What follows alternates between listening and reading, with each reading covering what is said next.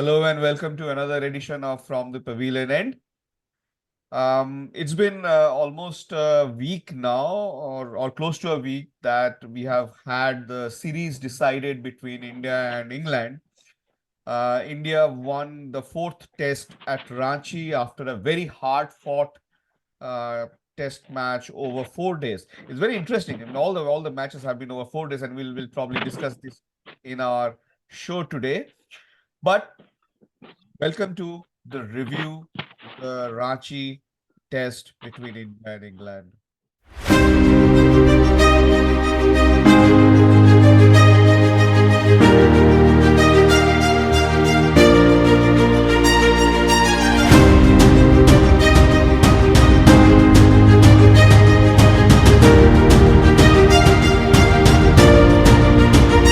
So our podcast is available on Spotify.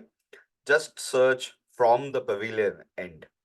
We are also available on Apple Podcast, Amazon Music, and on YouTube Podcast. Please show your love by subscribing and following the podcast. And please like the episode and share it with your friends.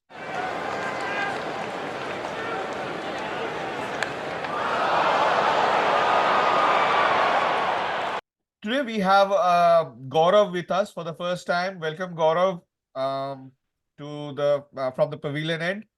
And also we have Krishnendu and Bikiran joining us.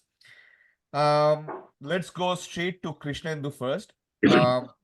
Krishnendu, uh, this was not an easy test to win for India. It was a very inexperienced side. The selectors had deliberately taken out the best bowler of the series to rest him. England had specifically also played their best possible pace attack and also curtailed down the spin profligacy, I will say, by taking out Rehan Ahmed, who left for some personal reasons, but it played out really well. And then finally, in the absence of Bumrah, Joe Root could, feel a sigh of relief. So my question to you is, how difficult, after having lost the toss, after having conceded a lead in the first innings, and India still won. How difficult do you think this home test win was? I'm not talking about series, just the test win. How difficult? This was one of the satisfying home test wins for the Indian cricket team. I have always said it's forget winning a test match in India. Some teams are struggling to even compete against India uh, for the last 10 years in India. So watching this team go through a few setbacks on a very tricky pitch. This was not the kind of pitch that we have seen in the second and the third day. It was a very tricky pitch. It brought the England spinners back into the game. So, and with an inexperienced batting lineup, without probably the best bowler of this team, it was a difficult win, but as a fan of the Indian cricket team, I would say it was a very satisfying test win. And most importantly, one of the youngsters actually won us the test match, which was very, very heartening for someone who cares about the future of the Indian cricket. Dhruv Jurel basically won us a test match with his batting in first innings and his batting in the second innings.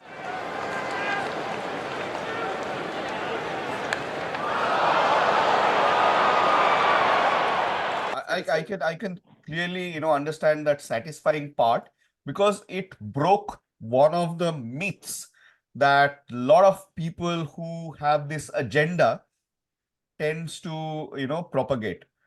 Win the toss, win the match. Now that is true in most of the cases, but the only team which bucks that trend, which actually goes against it, loses the toss and still wins the match, is India, and that's what they did in this match this time. Let me come to Gaurav. Gaurav, toss was supposed to be a decisive thing for this match, especially if you remember. Before the match even started, Ollie Pope said, "Oh, I have never seen a pitch like this. Half the pitch was good, half the pitch was alien. I mean, half of it was from Earth and the other half from Mars. Um, and then they won the toss. India was fielding a debutant pace bowler. Everything was stacked in favor of the English team at that point of time, at the point that they won the toss. To be honest, it was a very. I was very much surprised actually the about the outcome of the match because the whenever I looked at the track, it was full of cracks, and it was as if it was about to be open, those cracks, anytime soon. But what actually played in favor of India was that the cooler atmosphere in Ranchi and overcast conditions throughout that test match actually helped in, I mean, having those cracks not open enough to have an impact so big that the toss becomes very crucial. So I think it was, to be honest, I didn't expect India to win, to be honest, after the first innings when England got those runs. So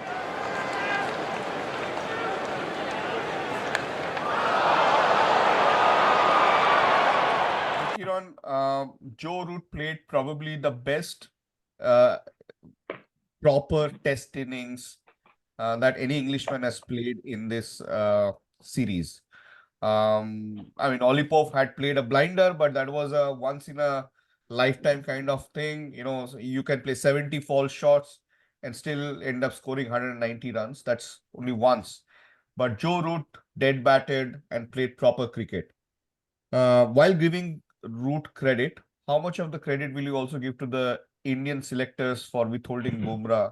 Actually, obviously, Root was having a horrible series in this series, and he was also responsible for that because we saw in Vizag's second innings where he thrown away his wicket against Ravichandran Ashwin, or the Rajkot first innings where he tried a reverse scoop against Bumrah on a low bounce pitch where the bounce was not that high.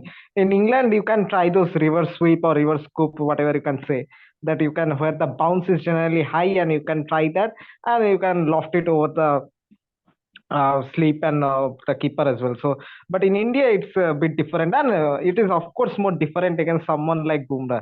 You just cannot smash him all over the park and then that. So, this is actually very difficult to smash Bumrah all over. Root was also responsible, but Bumrah was bowling brilliantly in this series, and I didn't understand the logic behind the resting Bumrah in this Ranchi. I think it was premeditated. Once Bumrah played that Rajkot test, they decided that they would not play him in Ranchi, because if we see that Bumrah bowled only 23 overs in Rajkot test, so across the two innings, so that was not significant, and it obviously helped Root as well. It obviously helped, but Root was playing a brilliant knock in Ranchi. I would not take any credit away from him, but then obviously no, Bumrah was definitely a big factor.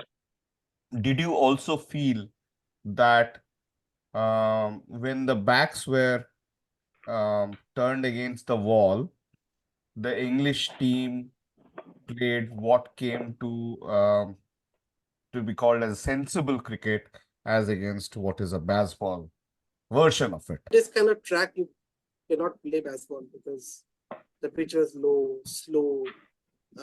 Some balls shooted up, some balls were bouncing. So to play baseball, you need to have some kind of consistency, at least in the bounce.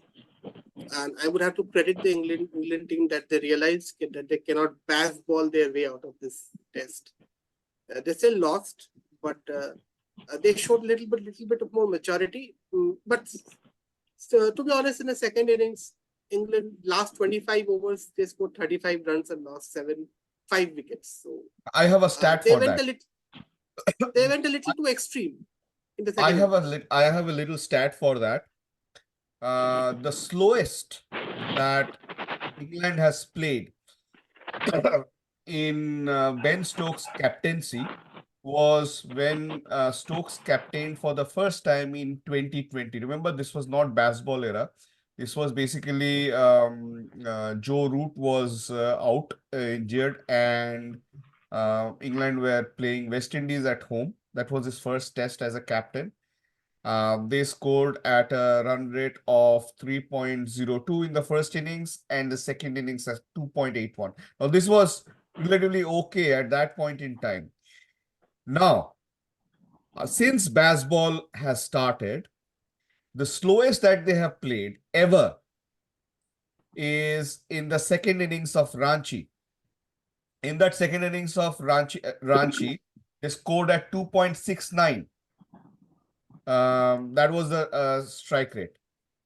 And since baseball has started, the second slowest, okay? So the slowest is Ranchi. The second slowest is Rajkot. Second slowest is Rajkot, where where they played in the second innings, they played at 3.07. Of course, that 3.07 also was helped by Mark Wood hitting a 15 ball 350.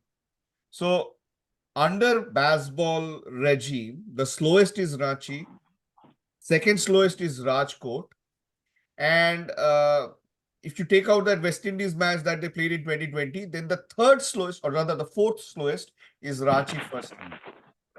So when they found that their legacy at stake, the series at stake, they went back to tried and tested, you know, To be century-old honest, way of playing test cricket.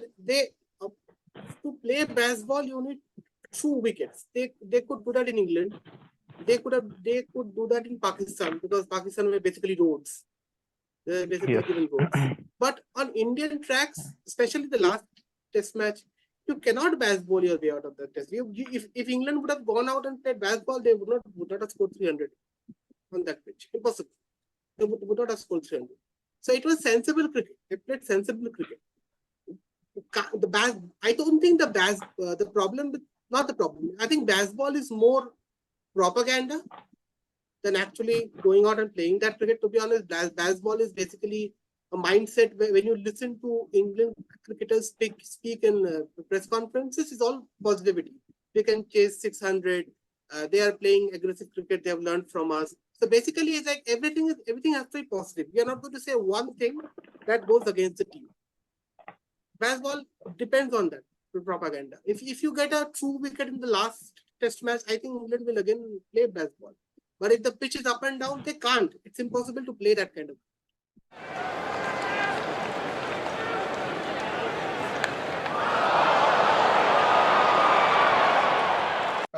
Let's focus on the Indian performance a little bit, Gaurav. What did you make of Akash Deep's debut spell? He got 3 wickets in the first morning. Actually, got 4 wickets. He got Zach Crawley twice. He literally, made England panic in that first innings. Without that spell, England would have scored 500 out there. So not that they wouldn't have scored 500 because the pitch wasn't made for 500 kind of a total. But yes, he was pretty impressive in the first hour of the test match. He swung the ball. He bowled in-swingers, sharp in-swingers, sharp out-swingers. And he was pretty good with his pace also. He was close to around 140 kilometers per hour. It was pretty impressive debut from someone like Akash Deep, actually. And he looked more lethal than someone he plays with for Bengal, Mukesh Kumar. So I thought he was pretty impressive. Definitely got the support from the pitch, because there was a bit of moisture in the first hour of the test match, which he actually helped him. What did you think went wrong for the Indian bowlers in the second session and the third session of the first day? Somehow, actually, pitch went to sleep. It felt like there's nothing much happening in the second session, because if you look at the end of the first session, the ball scooted down, and Ben Stokes got LBW just before the lunch break. And after that, somehow the pitch became a bit sort of benign kind of a track, and you didn't know what to expect from the kind of a track. So it was only the first day, but apart from the first day, I thought each of the other days of the test match, I think the second and third session became really favorable for the bowlers. But only in the first session, probably the moisture dried out a bit and the wicket settled down. So that must be the reason why the pitch looked little benign for the bowlers for the last 2 sessions of the first day. Gaurav, tell me your impression of Dhruv Jurel. Absolutely brilliant. So much calmness and composure. Only in his second test match, it was absolutely a treat to watch. The way he handled the pressure, first innings, the way he shepherded the tail and got those crucial runs and took chances whenever needed. And in the second innings, when he came into the crease, India were in a lot of bother. 120 for 5, and Bashir was bowling really well, and the pressure was on Gill. He couldn't rotate the strike. But then whenever Jurel came into the crease, and he just suddenly the shackles were broken, and he started taking those singles and doubles, and which you put back the pressure on the English side, and it was really the coolness in his head, and reminded of a certain guy from Rachi we all loved for the last 10-15 years. So it was reminiscent of that man, the calmness he showed. Only his second test match is brilliant. So for Jurel, I will say this much. It's only his second test. So the praise that we give for him should be slightly tempered in that he probably has to repeat this kind of performances. But I will say this much. It is probably now possible that India can allow Rishabh Pant to play as a batsman only. And Rishabh Pant is good enough to play as a batsman. Pant already, somebody who has already scored a century in his first tour to Australia, a century in his first tour to South Africa, a century in his first tour to England, probably can play as a batsman. And India has probably now found a way in which Rishabh Pant can play as a batsman alone without compromising on the quality of the keeping. I think the biggest compliment Dhruv Jurel has received is from the opposition. We can all agree Ben Fox is probably the best wicketkeeper in this world. Ben Fox. I think Ben Stokes said in the press conference after the match, Ben Fox has a man crush on Dhruv Jurel when it comes to his keeping qualities. In the first test, we saw a couple of mistakes, but Dhruv Jurel has kept brilliantly on a very difficult track. On a very difficult track, he has kept brilliantly. So I think we have found. I think Dhruv Jurel can play as a batsman as well. The amount of composure and calmness he showed on that tricky pitch, Dhruv Jurel also can play as a batsman. But yeah, it gives India an opportunity to ease Rishabh Pant back into Test cricket. True. It's basically, one of those situations that when you mentioned folks, it's one of those situations that we, Indian fans were talking about. Oh, if we could get a wicketkeeper like, folks, what would we give to have a wicketkeeper like folks, especially having seen K.S. Bharat, especially having seen Ishan Kishan, especially having seen KL Rahul also, do test wicketkeeping. So we were saying that, look at how assured folks is to keeping against spin in India. And now the English are saying, look how assured Jurel is in playing in Indian as a batsman. I mean, they are frustrated with with Folks because he only has one gear, which is basically as a accumulator. Jurel showed Defense. that he can be an accumulator and also a hitter.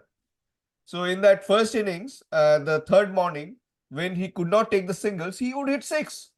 He would hit a 6 and a 4, and the runs would go, rush along. Whereas in the same situation, when Bashir and Folks were batting in England's second innings, they would take 1 run every over. So that was the difference.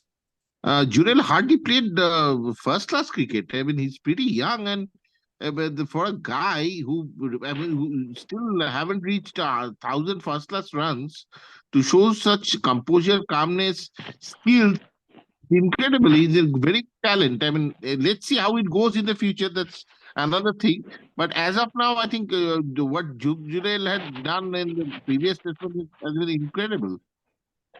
So I will say that this is one more occasion where the selector's eyes have told them more than the bucket of runs or the performances that somebody else would have scored. So, for example, Sarfaraz Khan had to score millions and millions of runs and still could not break open that door.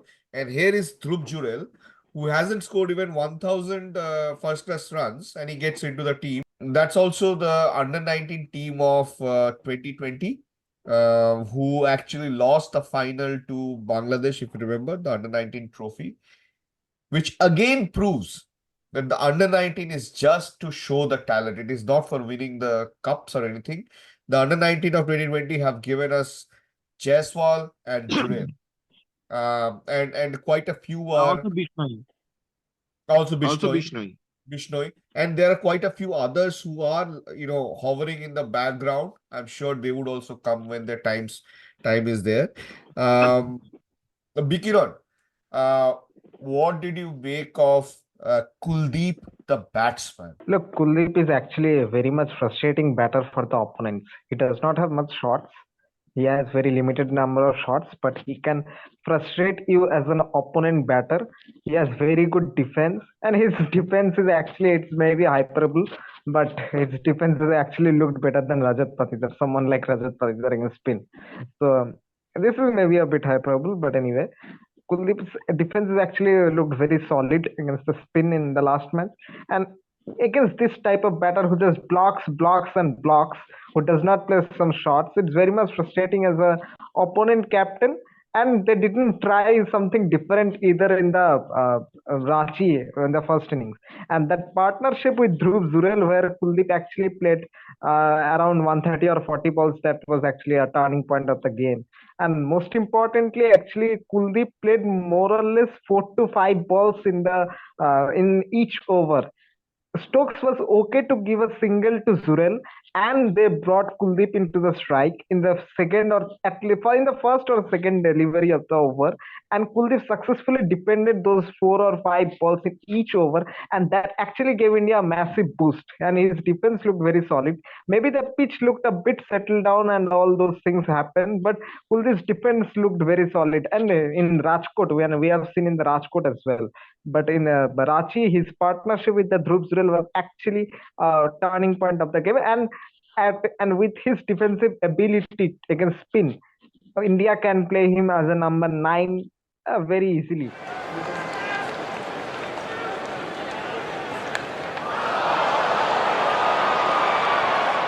Vikiran, what did you make of England's ploy of playing Ollie Robinson as a specialist batsman? Actually, I don't know. Okay, I'll come to Ollie Krishnan. Krishnan, I think Ollie Robinson, he's lacking cricket. He hasn't played cricket for the last 8 months. It's very apparent that he lacks mileage Yes, on his body. Because he was reversing the ball in Pakistan. So he has the ability to do it, but there was no pace. He was bowling He needs under to- 120 Ks also. It seems he needs to play first class cricket like 3 or 4 games. Actually, they That is did not. what- Actually, they did Yeah. not bowl Robinson with the folks up the stumps. They did not try that even. No, the I don't know why. problem is it's very clear Robinson is lacking cricket. He doesn't have mileage. Yes. He needs to play Yes, 3 or yes, 4 yes. first class matches before he gets back to. But because Yes. Ollie Robinson, as far as I know, bowls about over 130, 131. That's his pace. So basically, he lacks cricket. What about Shoaib Bashir? Guy comes here after a visa row, then plays his debut match in Vizag. Gets Rohit Sharma as his first test wicket. Doesn't play the next test, and then thrust here. I don't know why they started to bowl him throughout that series, throughout that spell. Maybe because Jaiswal was there as the left-hander. That's why probably Hartley was not bowling that long spell. But Kishan, what did you make of Bashir? He has some talent, but what are the odds we are not going to see Shoaib Bashir the next time England tours India? I think that's like Because 50-50. I'll say 50-50. Not 50-50, it's more than that. Because Shoaib Bashir plays for Lancashire, if I'm not wrong. Yeah. Somerset. He played for Somerset. So Shoaib Bashir is not the first choice spinner for Somerset. So when he goes back, Jack Leachy. So when he goes back to England, in England they are not going to play 2 spinners. in first class cricket for Somerset, they are not going to play two spinners. So Bashir will hardly get any games to improve. That's for the future. What about the present? How There did is you talent. There is definitely talent? talent, but there was talent in Jason Kreja too. So the thing is, I'm not sure Shoaib Bashir has the talent, but I'm not sure he's going to get enough red ball cricket under his belt to actually harness this talent. I He honestly got a pitch that helped him for sure. exactly. He, No, yeah, I have my own take here. I think that definitely the guy has some talent. Otherwise, you do not play for your national team. I mean, second thing is that that guy bowled unchanged on a very rough pitch. Uh, and third thing is that he got the rub of the green of at least four umpires call. I have one point with Shoaib Bashir when it comes to Ben Stokes' captaincy.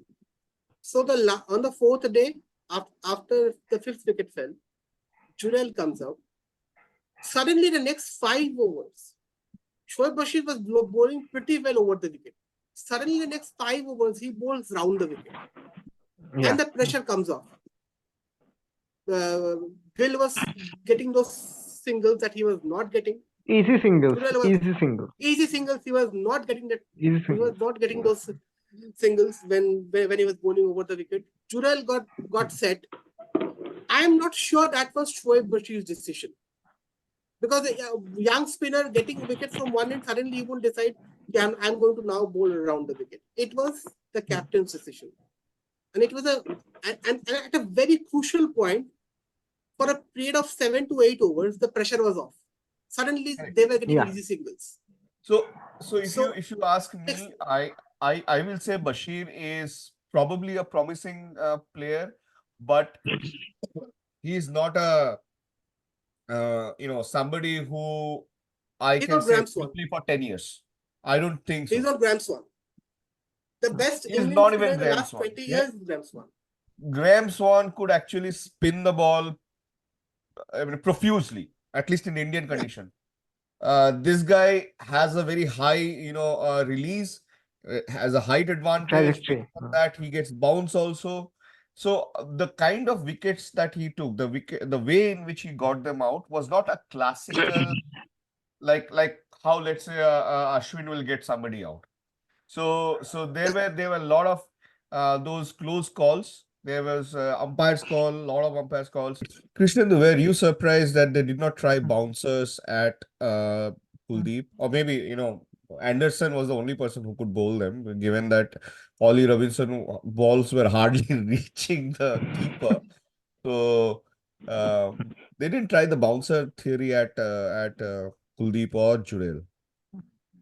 Yeah, they didn't. I don't think they had for bouncers. You need some sort of pace because Anderson doesn't have the pace anymore. Ollie Robinson was not bowling at that pace. So to actually make you need if it was Mark Wood, yeah, they could have tried bounce. With that pace on that kind of slow track, bouncers wouldn't have it. I think they would have pulled them easily.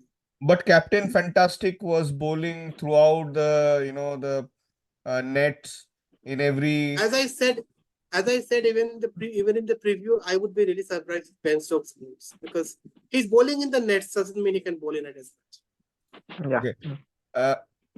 Gaurav, slightly off, off the match question, but since this topic came up, do you think that Ben Stokes deserves a place in this English lineup, given his atrocious batting form and that he's not bowling, and even his captaincy is coming up proper?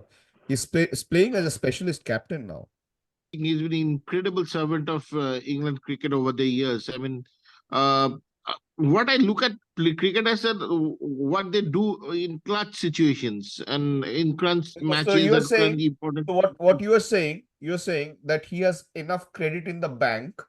So even if he's not, even if he's producing duds right now, he's just living off his credit. He's not getting anything from his current performance. three, four innings doesn't define a cricketer like Ben Stokes. He's an incredible It's not cricketer. 3-4 innings. The thing It's that, an entire tour. It's an entire tour. I mean, And the only yeah, innings he played here was that first innings in the first test. And even there, you also he, got to have the 40 odd in Vizag as well.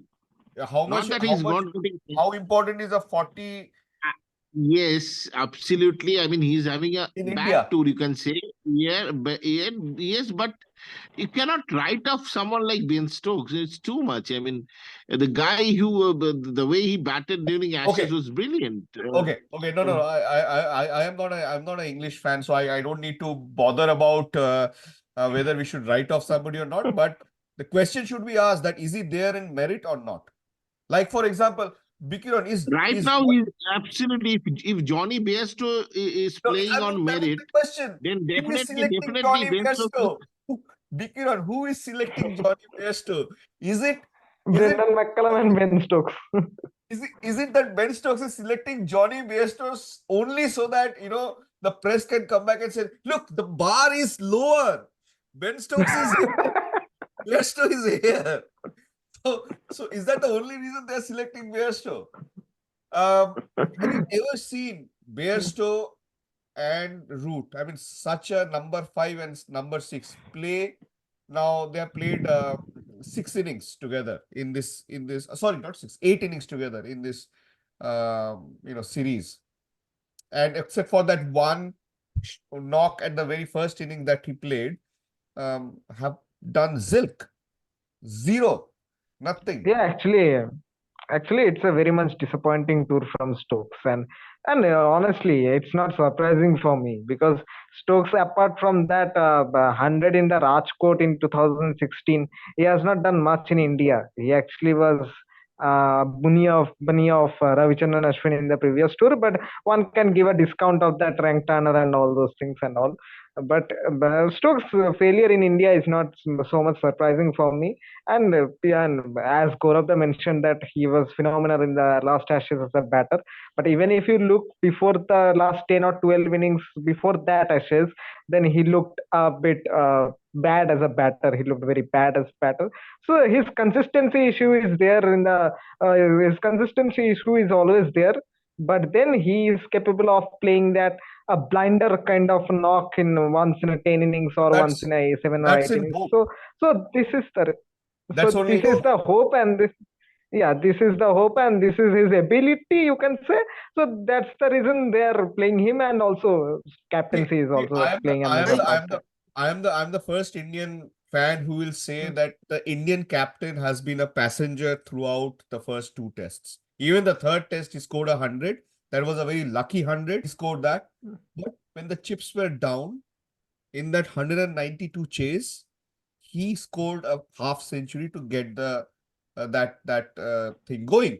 And it has been Rohit Sharma, whom we have abused left, right, and center, who has, with depleted bowling stock, turned around 2 matches on the third days.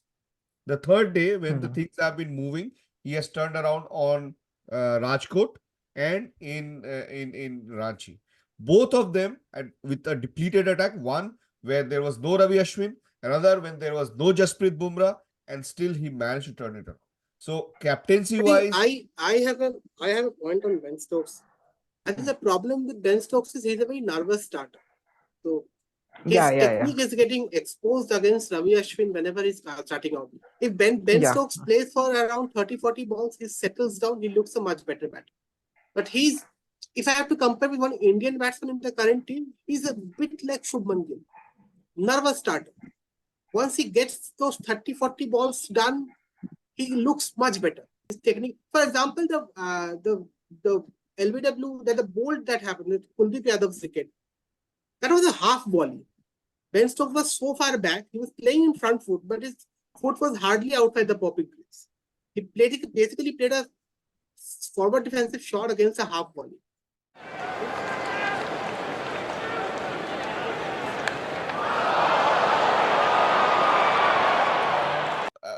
you mentioned Shubman Gill. Let me ask you, Is this the best or most assured you have seen Gill since probably Gabba 2020? I have been a Shubhman Gill fan since I've watched him in the under-19 cricket, and I have heard a lot of stuff about him being not talented enough to play Test cricket and all them. He has enough talent. Which again with Shubhman Gill, the problem is he's a nervous starter. But the thing that I noticed with Shubhman Gill, especially in this series, is a lot of batsmen get first innings runs. Shubhman Gill has scored two very important knocks in the second innings of a Test match. Two very important. Not at 100. You might say that 100 was lucky and all, but that was a good 100 and this half century.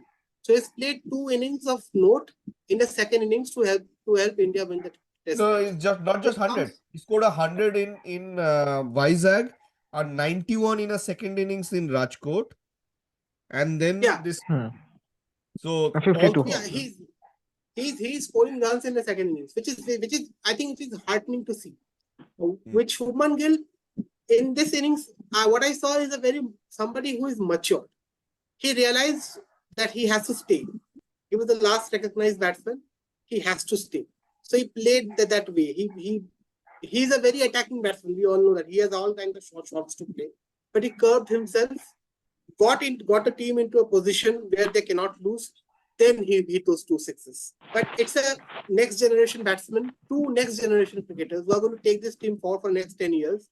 Won the Test match for him, which is very hard. Gaurav, from your end, what was the most satisfying Indian performance amongst the 4 innings? Right. I'll highlight on that. If anybody had told us in this series that India would be 3-1 up, would be winning the series in Ranchi against Bazball, I would have said, yeah, okay, but 3-1, it would be 3-0. Why would India lose one? But then if they're told, no, Virat Kohli will not play anything, Shami will not play anything, 2 test matches Bharat will be keeping, and then somebody new who I have never seen in my life will keep. KL Rahul will only play the first test. Shreyas Iyer will be out of the team after the second test, and even the second test would be feeling like, he has got 1 test more. The replacement of Shreyas Iyer would be somebody who would feel like he has got, he should not be even playing. And then Bumrah would not play one of those 4 tests. Siraj will not play one of those 4 tests. Jadeja will not play one of those 4 tests. Ashwin will be away from the most important day of the middle of the series. I would say, yeah, please 3-1, why not? But this 3-1, I think, has been, if it has been a vindication of 2 things. The first thing I think is the captaincy. Even after all the abuse that we have said and given to him, the captaincy that Rohit Sharma has done. You have to sometimes give credit where credit is due. And Rohit Sharma has out-captained Ben Stokes. I mean, a lot of narrative, a lot of agenda is out there. Oh, look at the way that Stokes handled those young spinners. Oh, look at how he's utilizing James Anderson, even who is 41 years old. That's all good. Look at how Rohit Sharma has utilized the very limited resources that he had, and even that limited resource was taken away left, right, and center. I have to make a point about Rohit Sharma's captaincy. Ben Stokes' captaincy looks good because he's changing fields every second ball. He's looking busy. Rohit Sharma is making the obvious choices. So when Ben Duckett was sweeping Kuldeep Yadav out of the attack, the next day he came out, he put 2 fielders, asked Kuldeep to bowl outside the off stump. It looks very obvious. That is why we don't praise it. It looks very obvious. But that was a conscious decision made by Rohit Sharma, the coach and the bowler. To stop Duckett from sweeping, we have to do this.